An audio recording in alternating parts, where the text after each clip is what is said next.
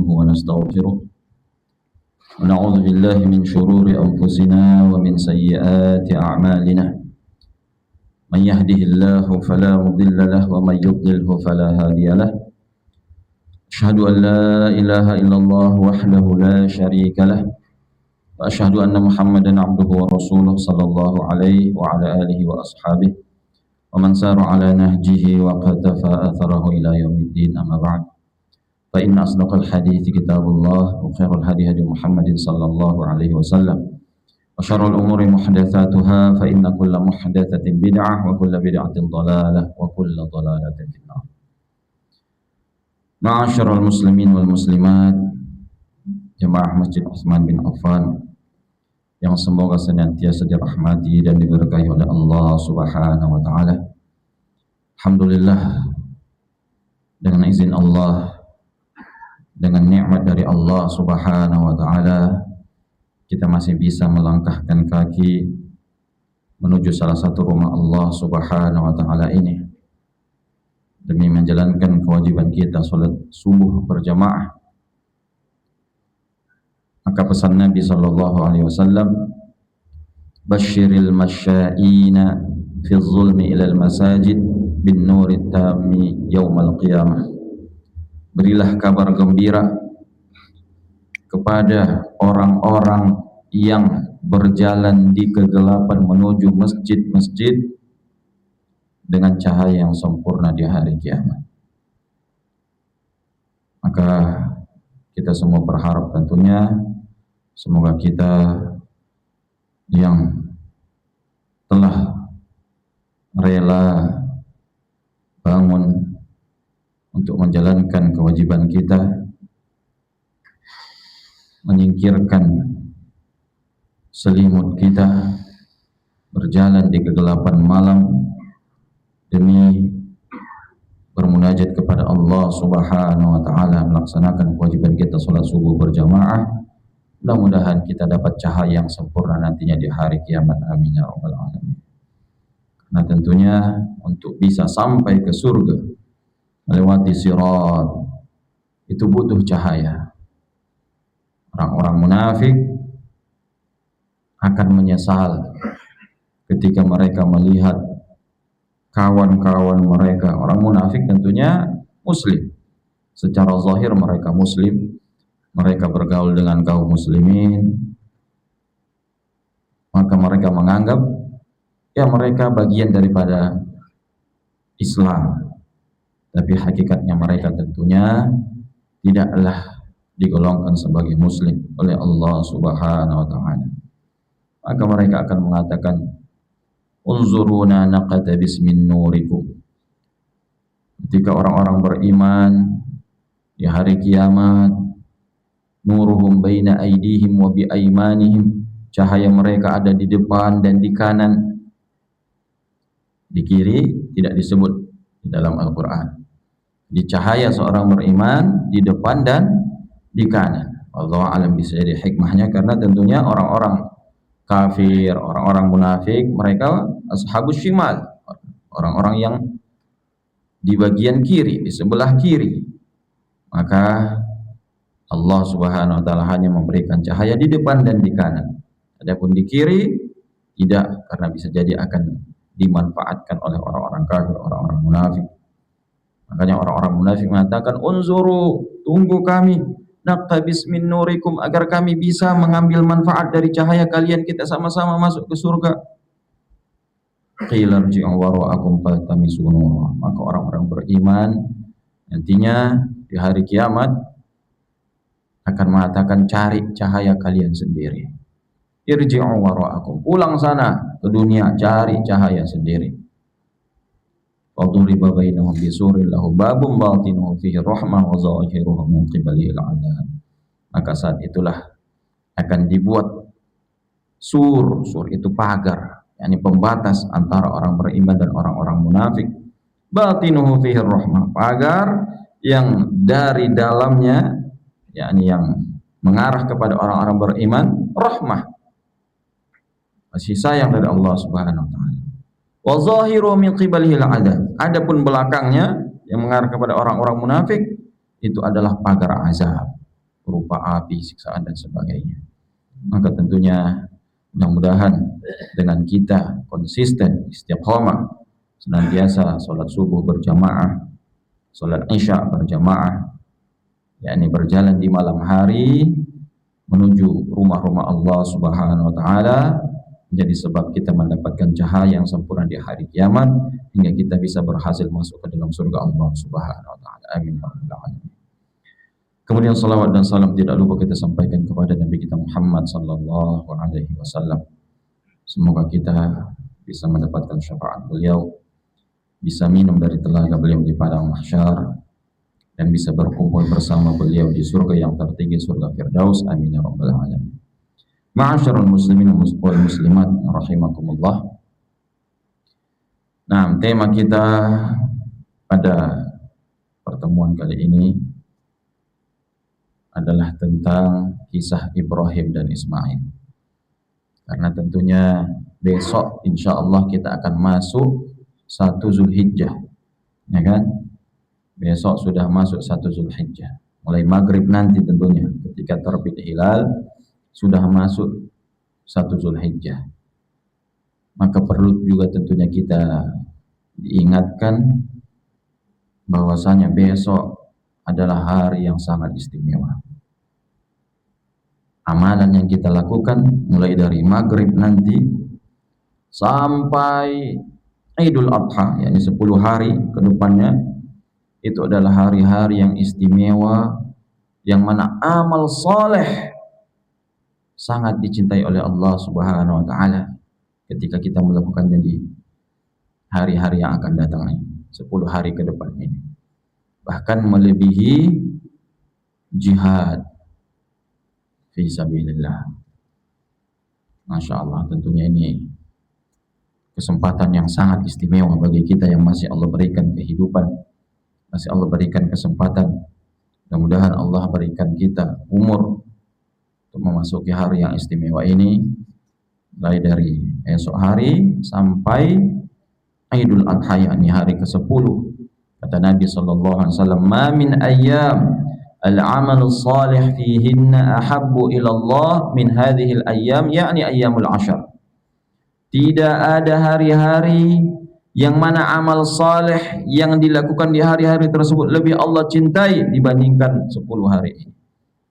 Yani dibandingkan semua hari ini kita alhamdulillah salat, berzikir, membaca Al-Qur'an.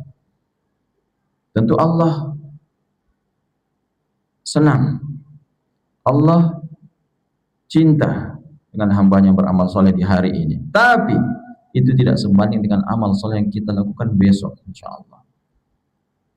Bahkan kalau ada orang berjihad hari ini, kita berzikir besok masih lebih Allah cintai zikir yang kita lakukan besok hari. Makanya para sahabat bertanya, "Walal jihad ya Rasulullah?" Ditanya oleh sahabat, "Tidak juga jihad fi sabilillah ya Rasulullah?"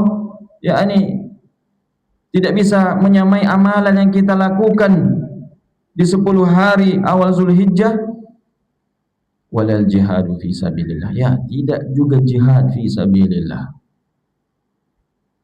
Jihad belum bisa menyamai pahala yang kita lakukan, amalan yang kita lakukan esok hari, yakni mulai dari 1 Zulhijjah sampai 10 Zulhijjah. Illa, kecuali kata Nabi sallallahu alaihi wasallam, rajulun kharaja bimalihi wa nafsihi wa lam yarji' bi syai'in min dzalik. Kecuali yang jihadnya dia terjun langsung jihad membawa semua hartanya dan ia tidak kembali dengan apapun. Ia meninggal mati syahid di medan jihad dan hartanya pun habis untuk jihad. Hanya itulah yang bisa menyamai pahala yang kita lakukan esok hari. Subhanallah. Apa amalan yang dianjurkan oleh Nabi sallallahu alaihi wasallam kita perbanyak? Yang tentu melalui hadis ini, di awal hadis ini Nabi sallallahu alaihi wasallam mengatakan al-amal saleh, secara umum amal saleh. Semua amal saleh, salat, tentu salat wajib Ini yang pertama. Kalau kita ingin mendekatkan diri kepada Allah Subhanahu wa taala, yang wajib dulu kita perbaiki sebelum yang sunnah. Maka salat wajib kita kalau masih telat-telat berjamaah umpamanya kita perbaiki lagi. Salat berjamaah kita perbaiki, salat wajib kita perbaiki. Kemudian kita perbanyak salat sunnah, membaca Al-Qur'an, sedekah, puasa sunnah, semua amal soleh tentunya. Tapi kalau kita baca lagi di akhir hadis, ada amalan yang dianjurkan oleh Nabi sallallahu alaihi wasallam. Beliau mengatakan, "Fa'aksiru fihinna tasbih wat tahlil wat takbir wat tahmid." Perbanyaklah di hari-hari itu bertasbih, bertakbir, bertahlil, bertahmid. Tahmid yakni alhamdulillah. Tasbih yang mengucapkan subhanallah, subhanallah. Berzikir. Jadi zikir sebenarnya amalan yang paling utama yang dianjurkan oleh Nabi SAW secara khusus. Amal soleh secara umum, secara khusus Nabi SAW menyuruh kita memperbanyak zikir. Baik itu tasbih atau tahlil. Tahlil apa? La ilaha illallah. Yang lengkapnya tentunya la ilaha illallah wahdahu la syarikalah, lahul mulku wa lahul hamdu wa huwa ala kulli syai'in qadir. Bukan sekadar la ilaha illallah, la ilaha illallah. Nah, itu tidak ada contohnya dari Nabi sallallahu alaihi wasallam. Tapi yang ada anjurannya la ilaha illallah dibaca setiap hari 100 kali. Hadis riwayat Bukhari. Siapa yang membaca la ilaha illallah wahdahu la syarikalah, lahul mulku wa lahul hamdu wa huwa ala kulli syai'in qadir mi'ata marrah, 100 kali, maka muhiyat anhu mi'atu sayyi'ah wa u'tiyat lahu mi'atu hasanah wa rufi'at lahu mi'atu darajah. Wa qala au kama qala sallallahu alaihi wasallam, wa kana ka'idqi asyru riqab min dzurriyyati Ismail wa kana lahu hirzan min asy-syaitan yaumahu dzalik. yakni kata Nabi sallallahu alaihi wasallam, siapa yang membaca la ilaha illallah wahdahu la syarikalah lahul mulku wa lahul hamdu wa ala kulli syai'in qadir 100 kali, dihapuskan 100 dosa, diberikan 100 kebaikan, 100 pahala, diangkat 100 derajat, dan ia mendapat pahala seperti membebaskan 10 budak. Riwayat lain min dzurriyyati Ismail. Nah, ragu apakah ini termaktub dalam Sahih Bukhari atau di riwayat lain. Yakni ia mendapatkan pahala memerdekakan 10 budak. Riwayat lainnya yakni dari keturunan Ismail. Yani budak bukannya sekedar budak, budak yang tentunya semakin tinggi statusnya, ibarat dari kalangan bangsawan, budak dari kalangan bangsawannya tentu lebih mahal. Maka yang paling tinggi nasabnya tentu nasab Nabi SAW dari keturunan Ismail, Masya Allah. Maka sekarang tidak ada budak, tapi bisa kita mendapatkan pahala memerdekakan budak dengan berzikir la ilaha illallah wahdahu la syarikalah lahul mulku wa lahul hamdu wa huwa ala kulli syai'in qadir 100 kali, maka sama dengan memerdekakan 10 budak kata Nabi SAW, dan ia akan mendapatkan perlindungan dari setan di hari tersebut. Masya Allah. Dan hadisnya hadis riwayat Bukhari, hadis yang sahih. Jarang sekali ada satu amalan yang besar sekali pahalanya yang sahih diriwayatkan oleh Imam Bukhari. Kalau kita perhatikan zikir-zikir pagi, sore, pagi dan petang, itu terkadang fadilahnya ya hanya sekadar perlindungan saja. Ya seperti ya bismillahirrahmanirrahim la yadurru ma'asmi syai'un fil ardi wa la fis samawati was-sami'ul 'alim, akan dilindungi oleh Allah Subhanahu wa taala sampai sore. Ada hanya sekedar pahala saja. mengatakan subhanallah wa bihamdihi 100 kali akan mendapatkan pahala 100, akan mendapatkan pahala yang kalaupun seandainya dosanya sebanyak buih di lautan akan diampuni oleh Allah Subhanahu wa taala. Intinya zikir pagi sore itu ada yang bentuknya pahala yang besar dari Allah, ada bentuknya perlindungan. Tapi dalam satu zikir ini, la ilaha illallah wahdahu la syarikalah lahul mulku wa lahul hamdu wa ala kulli syai'in qadir, mencakup semuanya perlindungan dari Allah Subhanahu wa taala, mendapat pahala yang besar, mengangkat derajat, menghapuskan dosa. Maka aneh sebenarnya kalau saya sendiri perhatikan ya, jarang orang berzikir ini, padahal zikirnya sahih 100%. Riwayat Bukhari. Dan pahalanya luar biasa, tidak ada yang menyamai pahala seperti ini yang di hadis-hadis yang sahih. Udah ada perlindungan, pahala yang besar, dosa dihapuskan. Ana ingat waktu itu, waktu kuliah di Istaya Sunnah, kami ada daurah kedatangan masyayikh, syekh-syekh.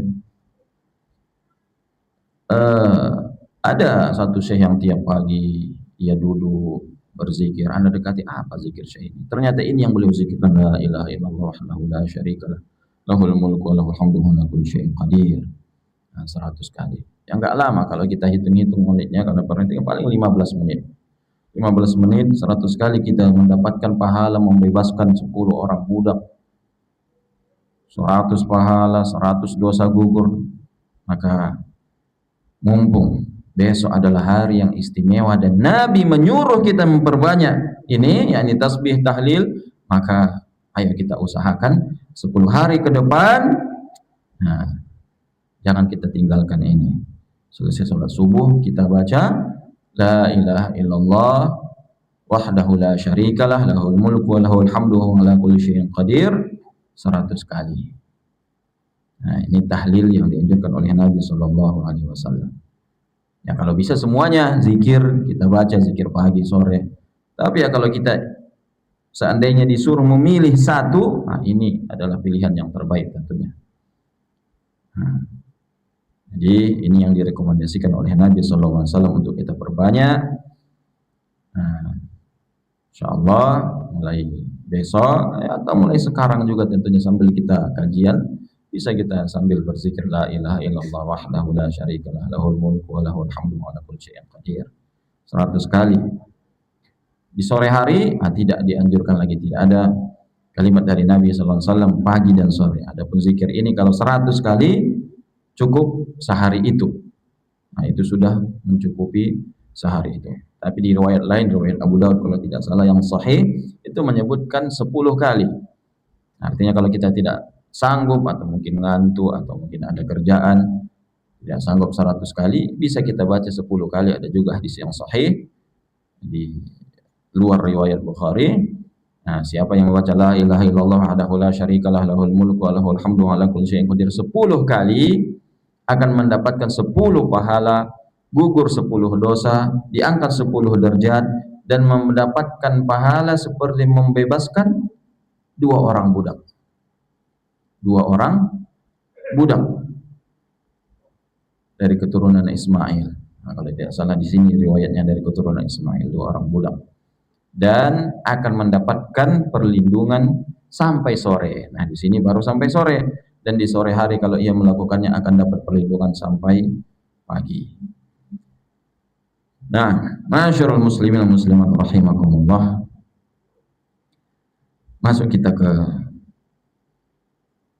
tema kita. Afwan, sebelum masuk juga ke tema, mungkin perlu juga kita ingatkan yang mau berkurban, yang sudah mendaftar untuk kurban atau sudah menyiapkan hewan kurbannya atau sudah bertekad nanti akan membeli hewan kurban. Nabi Shallallahu Alaihi Wasallam melarang untuk memotong kuku atau rambut mulai dari besok hari. Jadi hari ini terakhir memotong kuku bagi yang mau berkurban, yang sudah berazam bertekad untuk berkurban, hari ini masih ada kesempatan potong kuku, potong kumis, potong rambut. Kalau mau potong rambut, nah potong bulu-bulu yang ada di badan, Nah, kalau esok hari tidak boleh lagi. Nah, Nabi sallallahu alaihi wasallam liman lahu udhiyah aw liman yuridu an yudhi an ya'khudha min azfarihi wa ash'arihi syai'a. Nabi sallallahu alaihi wasallam yani idza dakhala idza ra'a hilal Zulhijjah, kalau sudah ia melihat hilal Zulhijjah, yakni sudah masuk bulan Zulhijjah dan ia sudah bertekad berkurban, kata Nabi sallallahu alaihi wasallam, maka jangan lagi ia memotong kukunya atau rambut-rambut yang ada di tubuhnya. Ini larangan, tentunya sebagian ulama mengatakan haram, sebagian ulama mengatakan makruh. Ya tentunya kita ketika mendengar larangan dari Nabi SAW, sami'na wa ata'na, kita dengar, kita taati. Nah, ma'asyiral muslimin wal muslimat rahimakumullah, kisah Ibrahim dan Ismail tentunya kisah yang luar biasa, gambaran bagaimana takwa yang sebenarnya, bagaimana penghambaan yang sebenarnya, ketundukan yang luar biasa Ibrahim alaihissalam. Wajarlah beliau digelari dengan Khalilullah. Khalilullah, kekasih Allah. Khalil yakni yang Khalil adalah di atas sahabat. Kita punya kawan, kita punya sahabat. Khalil, dia adalah sahabat terbaik di antara semua sahabat. Artinya hanya satu orang. Itu istilah Khalil dalam bahasa Arab. Makanya ya kalau kita punya seorang Khalil, maka ya itu, hanya itu Khalil kita. Makanya Nabi SAW mengatakan, "Lau kuntu muttakhidan khalilan lattakhadhtu Abu Bakr khalilan, walakinni khalilullah." Kalau seandainya aku mau mengangkat seorang khalil, sahabat yang paling dekat, tentu Abu Bakar lah orangnya. Tapi aku Khalilullah. Aku adalah Khalilullah. Maka Nabi SAW, Nabi kita Muhammad SAW adalah Khalilullah, sebagaimana Nabi Ibrahim Khalilullah.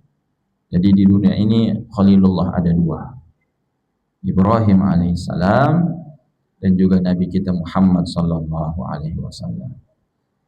Nah, Nabi Ibrahim alaihissalam tentu kita semua pasti sudah dengar secara umum kisah beliau, bagaimana beliau hidup di keluarga yang kafir. Ayah beliau seorang pembuat berhala, pembuat patung yang bernama Azar, dan Allah abadikan kisahnya di dalam Al-Quran, bagaimana Azar tidak mau beriman kepada anaknya Ibrahim alaihissalam. Ibrahim sudah menasihatinya, dan Ibrahim alaihissalam tidak ada pengikutnya. Ketika beliau berdakwah di daerah Babilonia, disebutkan oleh ahli sejarah, daerah Irak. Ketika beliau berdakwah di sana, yang masuk Islam, yang mau ikut sama beliau hanya istrinya saja. Siapa istri beliau? Sarah. Nah, istri Nabi Ibrahim, Sarah. Ayahnya tidak mau beriman. Anaknya belum punya anak. Sarah itu yakni terdeteksi sebagai wanita yang mandul waktu itu. Makanya ketika diberi kabar gembira nanti oleh malaikat setelah mereka hijrah ke Palestina, tentunya Wabasyaruhu bighulamin alim, ketika malaikat memberi kabar gembira akan lahir anak yang seorang alim, yang pintar. Qalat ya wailata aalidu wa ana ajuz, apakah aku akan melahirkan padahal aku ajuz, sudah tua. Wa hadza ba'li syaikha, dan suamiku sudah tua juga. Nah, di ayat lain, di ayat yang lain, inni ajuzun aqim wa ana ajuzun aqim, ya alidu wa ana ajuzun aqim, apakah aku akan melahirkan sedangkan aku seorang yang sudah tua, nenek-nenek dan mandul. Nah, maka Sarah ketika hidup bersama Ibrahim di Kufah atau di Babilonia di Irak, tidak punya anak dan tidak ada yang beriman dengan Ibrahim alaihissalam, dan beliau pun tentunya sangat kecewa hingga akhirnya beliau pun menghancurkan semua berhala kecuali yang paling besar. Dan itu sering diulang-ulang dalam Al-Quran, kisah beliau menghancurkan berhala ketika diajak oleh kaumnya untuk ya pesta tahunan, maka beliau mengatakan, inni saqim, aku sakit, aku gak ikut. Kemudian faragha ila alihatihim, dia pun pergi menuju Tuhan-Tuhan mereka dan menghancurkan semuanya kecuali yang paling besar. Ketika mereka kembali, mereka pun melihat Tuhan-Tuhan mereka hancur. Ini bodohnya tentunya mereka. Tuhan yang mereka sembah hancur, mereka pun sedih, kecewa, dan mengatakan, man fa'ala hadza bi alihatina, siapa yang melakukan ini kepada Tuhan-Tuhan kita? Qalu sami'na fatan yadhkuruhum yuqalu lahu Ibrahim, kami dengar seseorang yang bernama Ibrahim pernah menjelek-jelekkan Tuhan kita. Yang tidak senang kepada Tuhan kita cuma satu di sini, Ibrahim. Fa'tu bihi ala a'yunin nas, bawa dia di depan semua orang. Maka mereka pun menanyakannya, anta fa'alta hadza bi alihatina, kami yang melakukan ini wahai Ibrahim kepada Tuhan kami? Qala bal fa'alahu kabiruhum hada, tidak, yang melakukannya ini yang paling besar ini. Fas'aluhum in kanu yantiqun, coba tanya sendiri kalau memang mereka berbicara. Maka saat itu mereka berpikir juga, sempat berpikir. Summa nukisu ala ru'usihim laqad alimta ma haula yantiqun, mereka menundukkan kepala. Ya coba ya, ini masa kita menyembah patung yang tidak bisa berbuat apa-apa, tidak bisa bicara. Setelah mengatakan seperti itu, setelah mereka menundukkan kepala, laqad alimta ma haula yantiqun, kamu kan tahu wahai Ibrahim mereka enggak berbicara. Uffil lakum afata'buduna min dunillahi ma la yanfa'ukum syai'an wa la yadurrukum, maka celaka kalian. Uffil lakum, celaka kalian, kalian sembah yang tidak bisa memberikan manfaat dan mudarat kepada kalian, kata Ibrahim. Barulah mereka emosi, mereka disebut yakni celaka, diejek. Maka mereka pun akhirnya memutuskan, harriquhu wansuru alihatakum in kuntum fa'ilin, bakar dia dan tolong Tuhan kalian. Akhirnya Nabi Ibrahim pun dibakar hidup-hidup dengan dilemparkan dengan manjanik. Dalam riwayat Bukhari disebutkan, ketika Nabi Ibrahim dilemparkan ke api yang menyala, beliau mengatakan, hasbiyallah wa ni'mal wakil. Hasbiyallah wa ni'mal wakil, cukuplah Allah sebagai penolongku.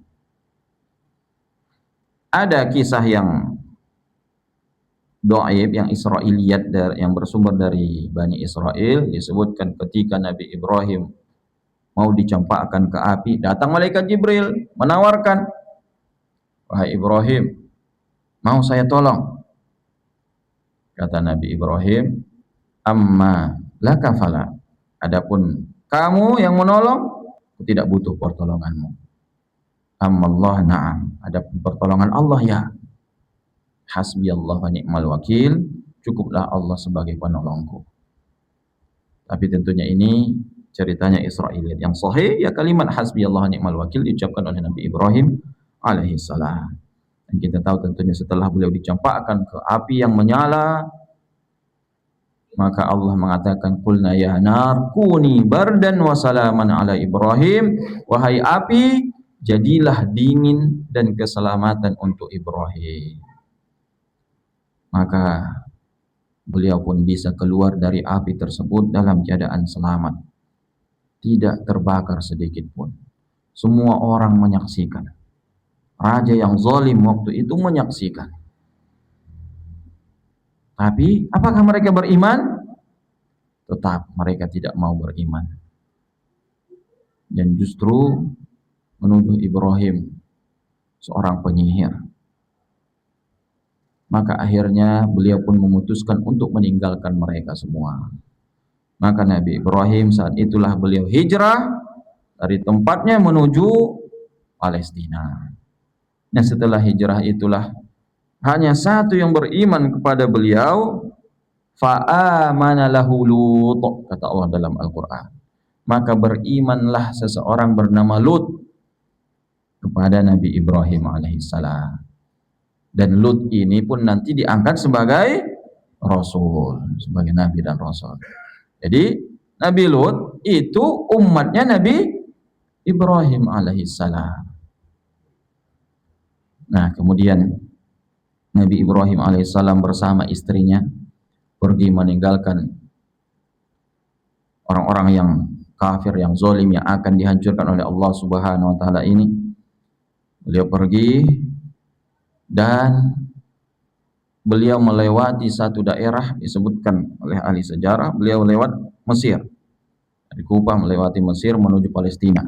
Karena Mesir dan Palestina bertetanggaan, berdekatan tentunya.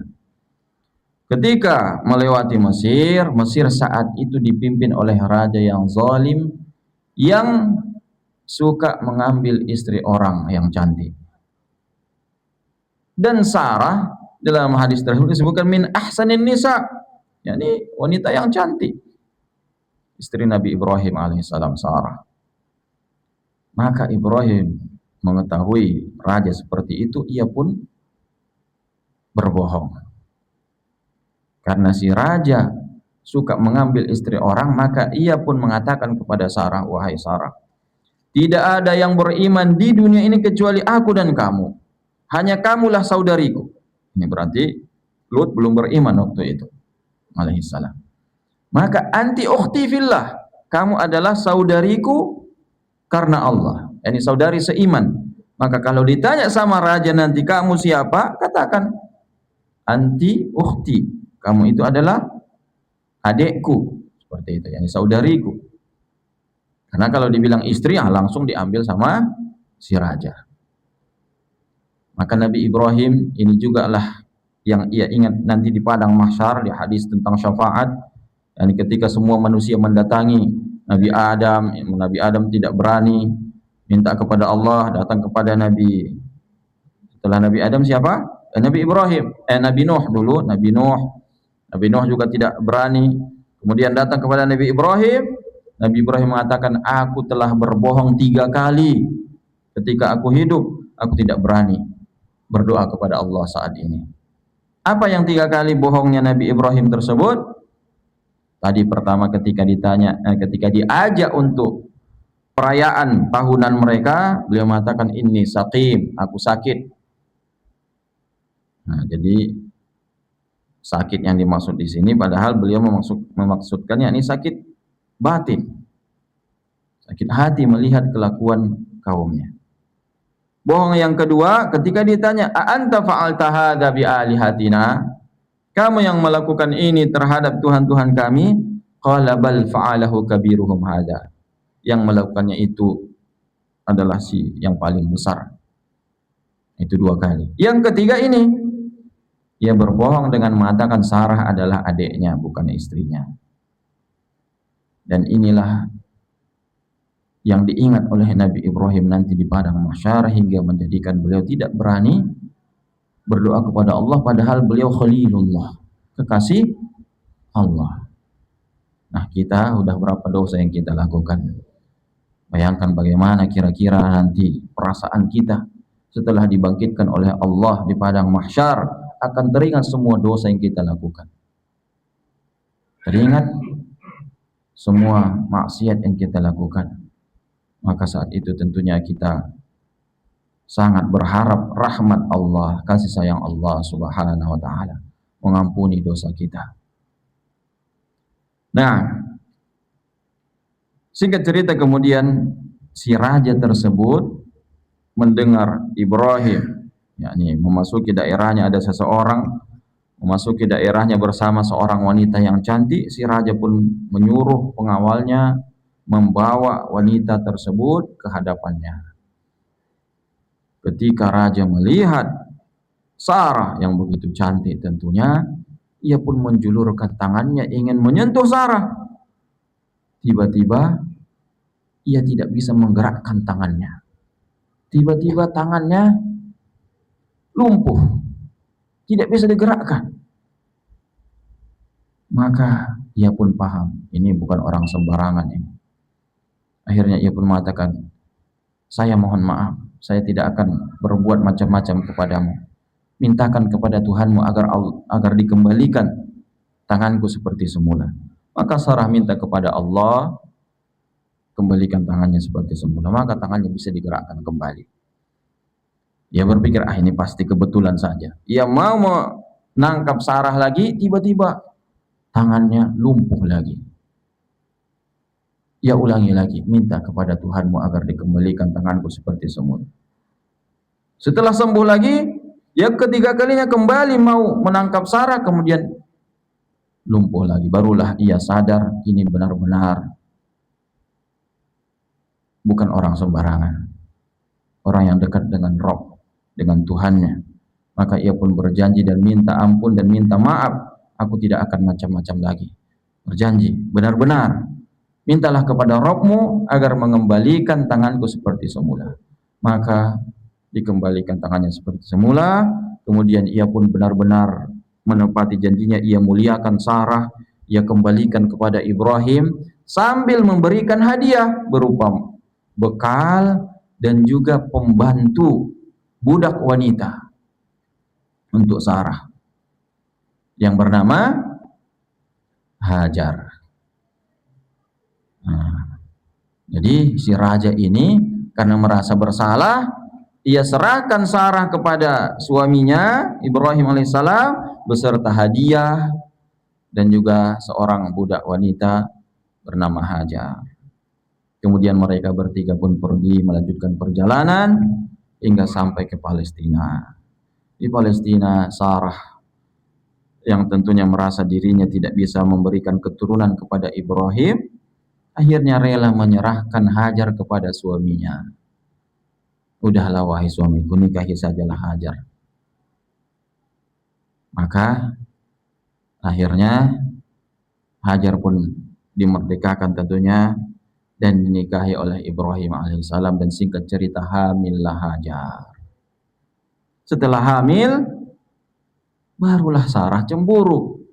Ini gimana nih, memang wanita seperti ini kadang ya. Awalnya rela, awalnya ia yang ngasih, ia yang carikan. Setelah hamil, berubah pikiran, cemburu Sarah. Dia merasa tentunya dia yang sejak dulu berkorban bersama Ibrahim. Sekarang Ibrahim punya istri yang lain dan ada keturunan, tentu ya bisa jadi kelihatan Ibrahim mungkin lebih sayang kepada Hajar yang akan memiliki anak. Maka Sarah yakni adalah wanita solehah tentunya. Sarah wanita solehah, Allah jaga perasaannya. Bukan Sarah yang menyuruh Ibrahim pergi membawa Hajar. Siapa yang menyuruhnya? Allah subhanahu wa ta'ala. Sarah wanita beriman yang sudah beriman dari awal Ibrahim berdakwah. Maka Allah menjaga perasaan Sarah. Allah suruh Nabi Ibrahim bawa Hajar jauh-jauh. Pergi dari Palestina menuju padang pasir Mekah yang dulu belum ada apa-apa kecuali ya padang pasir, padang tandus, tidak ada apa-apa di sana, tidak ada orang, tidak ada tumbuhan. Maka Ibrahim tidak ragu tentunya melakukan perintah Allah subhanahu wa ta'ala, seorang Khalilullah. Maka ia pun membawa Hajar yang tentunya sudah lahir anaknya ya. Sudah lahir anaknya yang baru melahirkan. Allah perintahkan membawanya ke tempat yang tandus yang tidak ada orang, tidak ada penghuni, yang Ibrahim alaihissalam tentunya sebagai manusia tidak tega juga. Tapi ini perintah Allah, sam'an wa ta'ah. Beliau tidak pernah mengeluh, tidak pernah mempertanyakan kenapa, apa salah anakku, apa salah istriku, kenapa harus ke sana, kenapa enggak ke Irak umpamanya yang banyak orang. Tidak pernah ditanyakan oleh Ibrahim alaihissalam.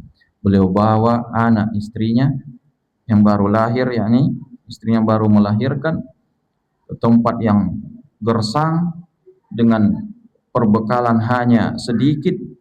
Nabi Ibrahim, ia pun memalingkan wajahnya pergi.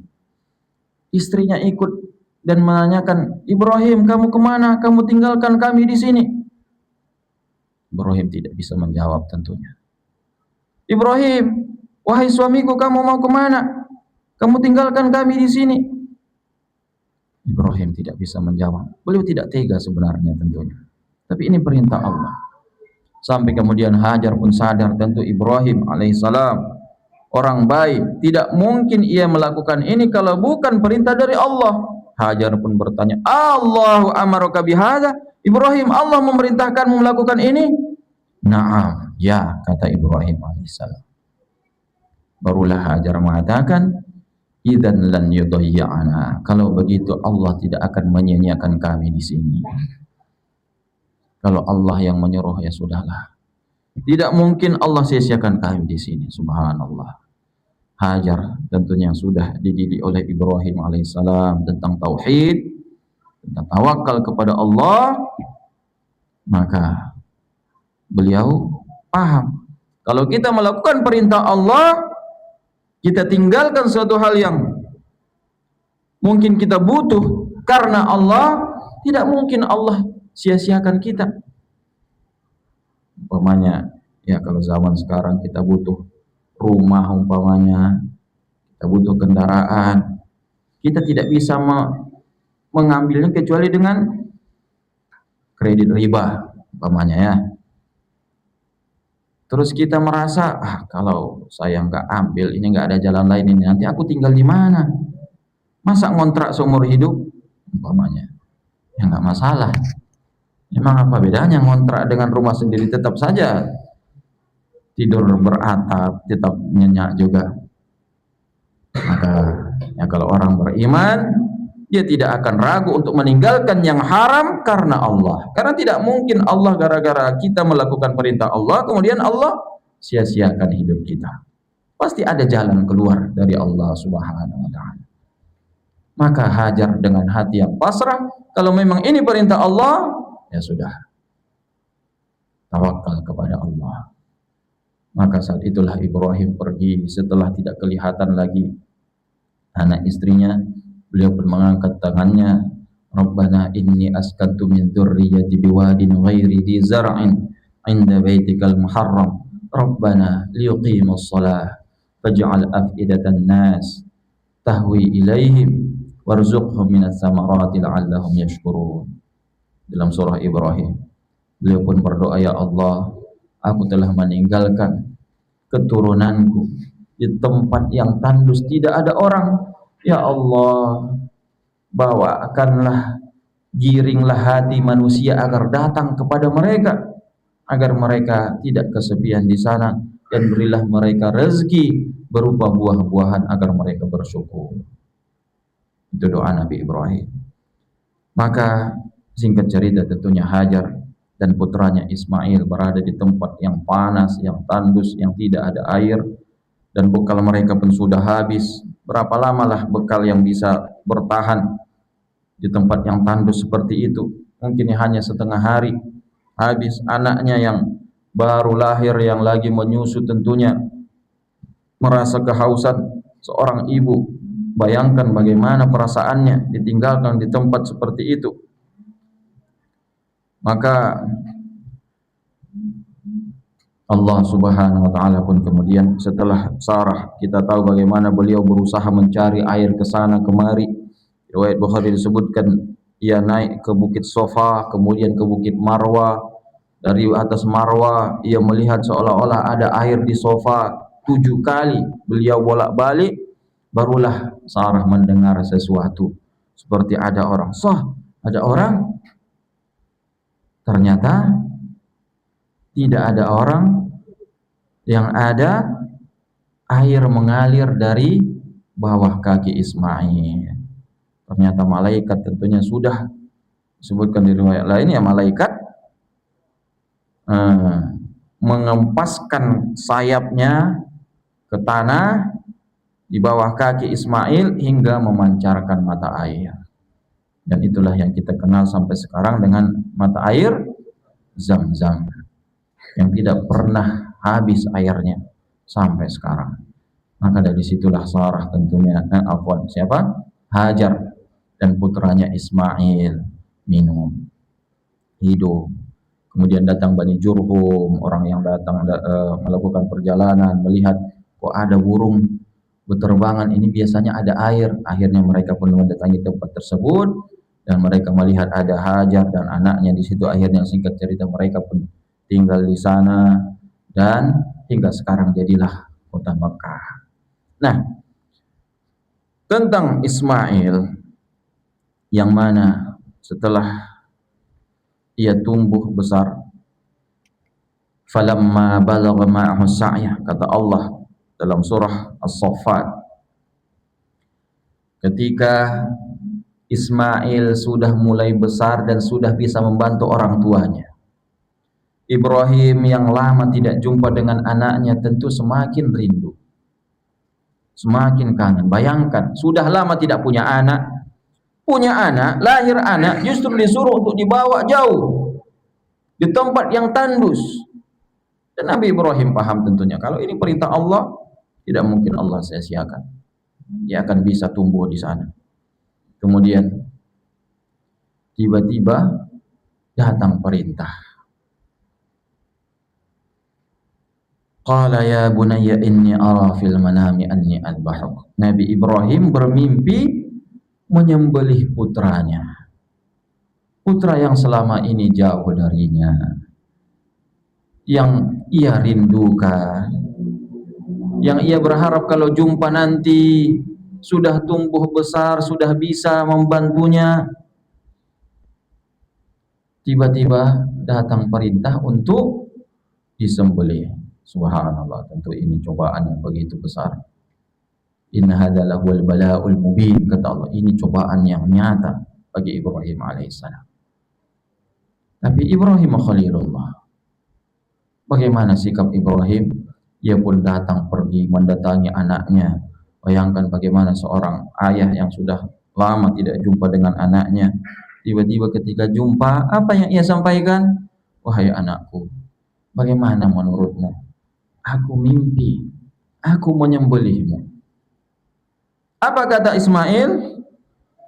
Ya abatif al-ma tu'mar, wahai ayah, lakukan apa yang diperintahkan kepadamu. Allahu Akbar. Maka tentunya luar biasa keluarga ini. Mulai dari si ibu Hajar yang tahu Allah tidak mungkin menyia-nyiakan mereka, si anak Ismail yang tentunya tumbuh dengan bimbingan ibunya, paham kalau ayahnya seorang rasul. Ketika dapat perintah atau diminta pendapat oleh ayahnya, bagaimana menurutmu? Aku mimpi. Subhanallah, lihat bagaimana. Padahal ini ibaratnya hanya mimpi. Kalau mungkin orang biasa ya ini hanya mimpi. Tapi seorang rasul paham mimpi itu adalah wahyu. Kalau mungkin perintah langsung dari Allah atau malaikat Jibril, jelas perintahnya. Ini mimpi, mimpi memang perintah, tapi kalau seorang manusia yang masih mengikuti hawa nafsunya, pasti ia akan memalingkan ini dengan mencari alasan. Ini kan bukan perintah langsung dari Allah atau bukan dari Jibril, mimpi, ini salah ini.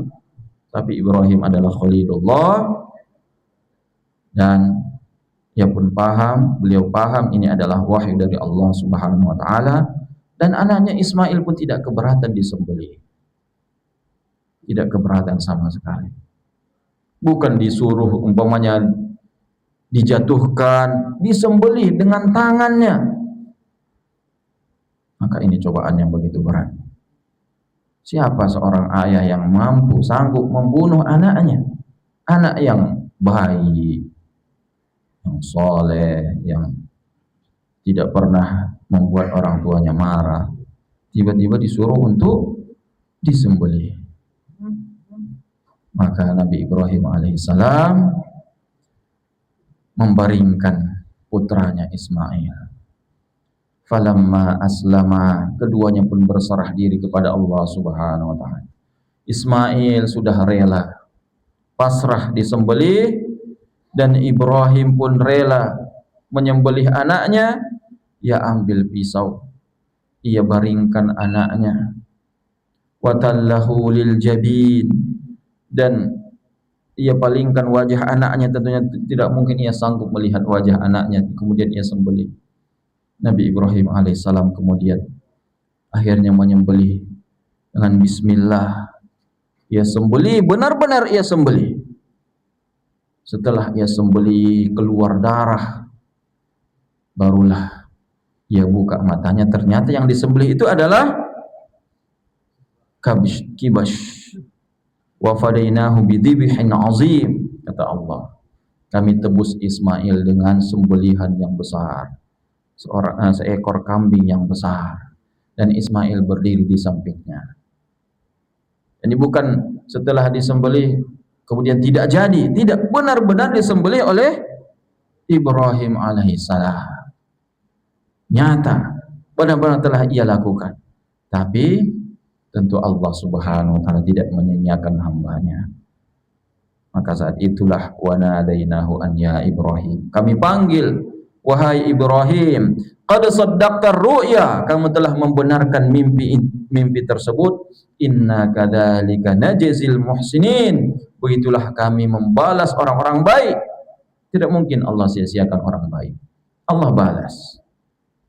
Inna hada lahuwal bala'ul mubin, ini benar-benar cobaan yang nyata, cobaan yang nyata.